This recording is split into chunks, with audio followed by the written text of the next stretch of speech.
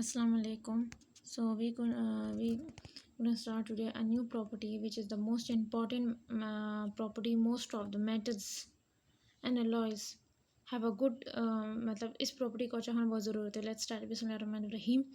तो आज हम स्टडी करेंगे डक्टिलिटी के बारे में. डक्टिलिटी जो होती है ना, वो बहुत इंपॉर्टेंट होती है एक मटेरियल के लिहाज का. जैसे हमारे पास मेटल्स होते हैं, अलॉयज़ होते हैं, कि हम पढ़ते हैं ना कि इस मटेरियल को मोस्ट डक्टाइल होना चाहिए. तो डक्टाइल का क्या मतलब अब हम होता है.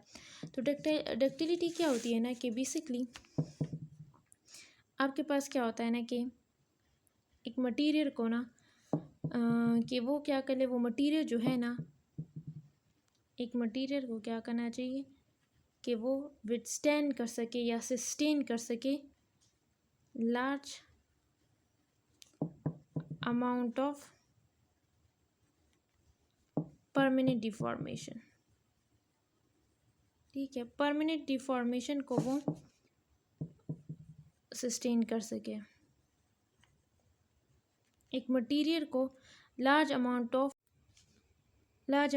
परमानेंट डिफॉर्मेशन को सस्टेन कर सके और अंडर द टेंसाइल लोड में. ठीक है ना, टेंसाइल लोड में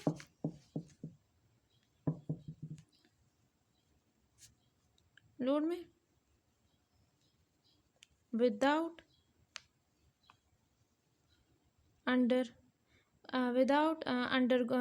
अंडरगोइंग फ्रैक्चर.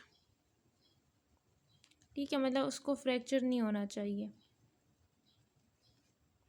तो फॉर एग्जांपल एक मटेरियल को क्या होना चाहिए कि वो large amount of permanent deformation को बर्दाश्त कर सके under the tensile load without undergoing the fracture. वो फ्रैक्चर नहीं होना चाहिए वो मटेरियल. ज़्यादातर जब हम मटेरियल जैसे मेटल्स होते हैं, अलॉयज़ होते हैं ना, डक्टाइल मटेरियल वो होता है जिसको हम बेंड कर सकते हैं.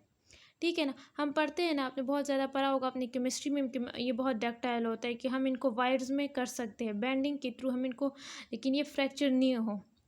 अलॉयज़ होते हैं, अलॉयज़ को क्या करते हैं कि जब आप डेंटिस्ट्री में, हम औरतों में बहुत ज़्यादा यूज़ करते हैं वायर्स को औरतों में, तो उनमें क्या हो, उनकी डक्टिलिटी अच्छी होनी चाहिए कि हम उन पर अच्छे बाइंडिंग कर सकें. मतलब उनकी जो डिग्री ऑफ डक्टिलिटी वो हाई होना चाहिए. जब हम क्लास बनाते हैं पार्शियल डेंचर्स के लिए स्पेशली, उसमें अच्छा होना चाहिए.